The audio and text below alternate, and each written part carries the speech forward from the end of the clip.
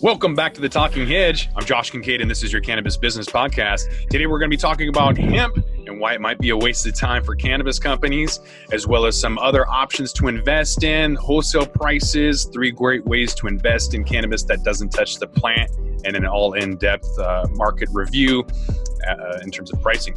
So on the line with us is Dan Chemist, our CBD correspondent with Good CBD Products, to help us kind of dive into why hemp may be a waste of time for cannabis companies. Invest in yourself, Chronic. That's what they say. So we just saw that the FDA kind of put a kibosh on making claims, and that's kind of trickled down into Washington State making their own laws to ban CBD-infused edibles and beverages, following suit with California. And so everything's kind of up in the air as California is expanding after legalization, bringing in a ton of capital from Canada. Canadian capital was buying a lot of hemp companies as of even Monday of last week. Tuesday, however, is when everything hit the fan in terms of Washington State adding to that ban of CBD beverages and edibles. So this article from Yahoo Finance kind of dives into why hemp might be a waste of time for cannabis companies. It bring up Charlotte's Web and Canopy Growth Company. But they end up talking about why it just isn't that large of a market. I tend to disagree. I think cannabinoids like CBD, CBN, THCV, of course, CBD, all those compounds are going to be like sugar. It's going to be in everything. I think that there will be a lot of vitamins and nutritional supplements and CBD all engulfed into that wellness or active cannabis lifestyle campaign. I believe it's going to be huge, but the prices are going to come way down. The nature of a market where those rules change and they change timing, right? It doesn't mean that CBD isn't going to be awesome. It just means that CBD is going to take a little while longer to get to the point where it's generally market accepted. And then, this is all stuff we've been out on the ground, like taking the temperature, right? Literally watching these dominoes fall in real time and all of this stuff. And just for some context, it's worth noting that with California banning CBD in basically edibles, et cetera, right? And then Washington, that sense of dominoes moving, right? And then from a market perspective, what it means if I was going to make, a full line, topicals, gummies, et cetera, now I'm just going to make a half line, topicals, right? Again, I got to say, the real-time aspect of these changes, right? And then what it means for businesses to stay nimble and to be in a place to act, react, and have whatever information they can have that gives them a sense of future telling or forewarning. Again, it continues to validate some of the stuff we're doing. I've dealt with people who've cried over the last couple of days, Chronic, over Washington making that move as they are literally making those products to go into the market. Can't really do anything but laugh because otherwise you end up crying. It's scary. There's a lot of people who pivoted out of THC into CBD, so this is maybe a death nail for some of those who just won't be able to pivot to stay relevant beyond this.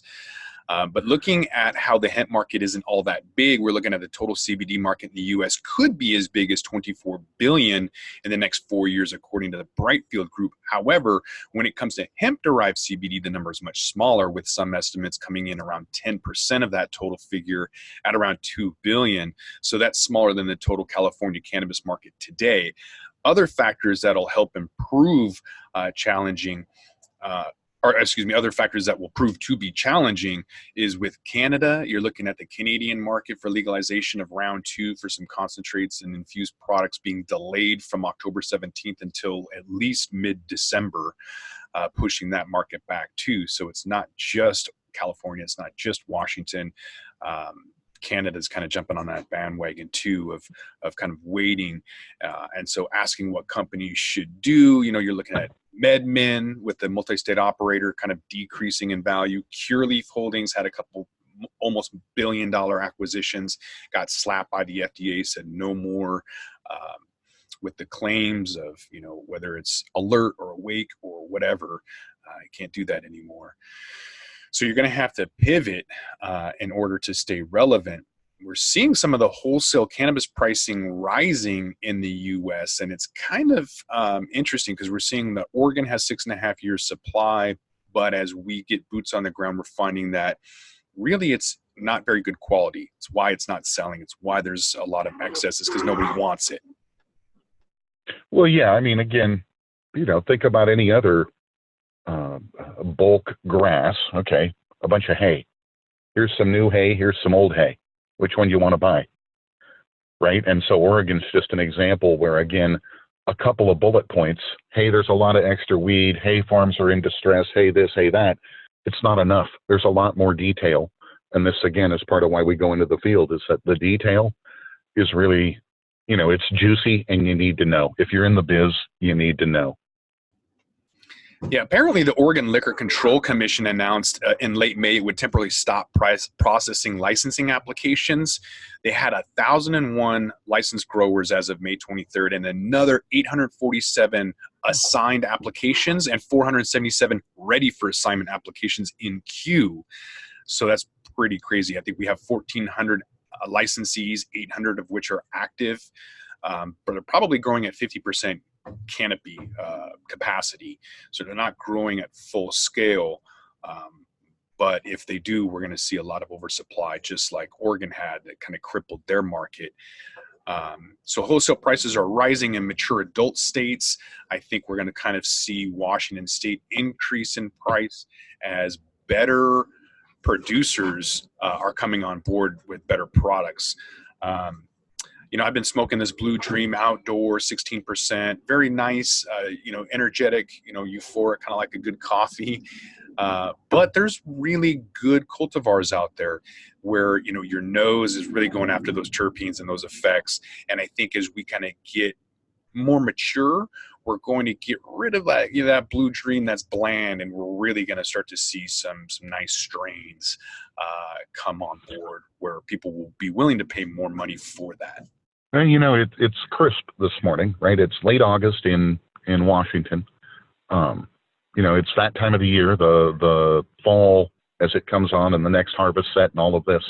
Again, a wonderful time as a cannabis connoisseur, right? And then as somebody who's in the market out touching and acquiring, it's always interesting to watch the wave of fresh harvest and then the pricing and then the, essentially, again, as the market does its teeter-totter thing, right? Back, forth, prices up, prices down. I think we're heading towards stabilization, but I also think that there's so much chaos, unpredictable chaos coming up, Connick, that I think, again, we're going to be surprised one way or another, brother, I think. Yeah, we're not, we haven't seen the end of it. There's 10 pot stocks that have lost nearly $21 billion in aggregate value over the last 4 months. So we saw the ETFMG Alternative Harvest Index, ticker symbol MJ, increase about 46% from the beginning of the year, January, until I don't know if it was March or April. And then since then, a lot of those investors after first quarter took those profits off the table, and we've seen, that parabolic increase kind of come back down naturally, right? I mean, it's of course. And so these 10 stocks have an aggregate value of $21 billion taken off the table. And so when you are looking at wholesale prices adjusting and then speculation adjusting, there's a juxtaposition, right? So you're seeing wholesale prices go up, but then the market value go down. And so you kind of have to really look at what's going on. That's the indication of a mature market moving forward as consolidation or capitulation happens with better products. We saw it in the coffee market. Starbucks came in on every corner. They kicked out mom and pops. You have this burnt, nasty coffee from Starbucks. And then mom and pops who had good coffee, good roasters, go out of business because they couldn't afford it. Now, other people's money, being a publicly traded company, could afford them to lose money, just like you're seeing all of these cannabis companies lose money. So their revenue is increasing, but they're losing money because they're scaling. Same thing with Starbucks, same thing with coffee industry. That is exactly what's going to happen in cannabis as more businesses go out. They're going to lose business, go bankrupt, whatever. We'll have more of a mature market, and then better cannabis will come out as a result of that. So there's three great ways to profit from cannabis boom without actually buying pot stocks. There's Constellation Brands. They threw $4 billion into the Canadian market as parent company. Corona wants to make a CBD beverage. There's Shopify, which is a payment system. You can get that, or Square, another payment system. I don't know. Those all seem pretty boring to me, but opportunities is people kind of need to pivot into what's making more money out there, I guess. Well, yeah, again, if you can take 10 and turn it into 12, and never touch the plant, just touch some ancillary business. And if you can do that, I think that's a good thing. And this is where, again, cannabis isn't cannabis business. Cannabis is business, right? And that's, again, look at what we do, right? I mean, sure. I know you touch the plant, but the other side of that is, again, I don't farm. No, I do technology. I do reporting. I connect, right? And again, there's a lot of ways to make good coin in this whole, gold rush or green rush. You just got to know what you're doing, because let's face it, those numbers you just reported, those are some brutal numbers. Absolutely. Tomorrow, we're going to take a look at an in-depth breakdown of derivative cannabis sales in the U.S. All eyes are on derivatives, looking at CBD, THCV, as well as some other derivatives like financial derivatives, stock options. So we'll take a look at that. So with that, we're going to roll this one up. I'm Josh Kincaid. This is the Talking Hedge. Don't forget to like, share, and subscribe, or don't, and I'm out.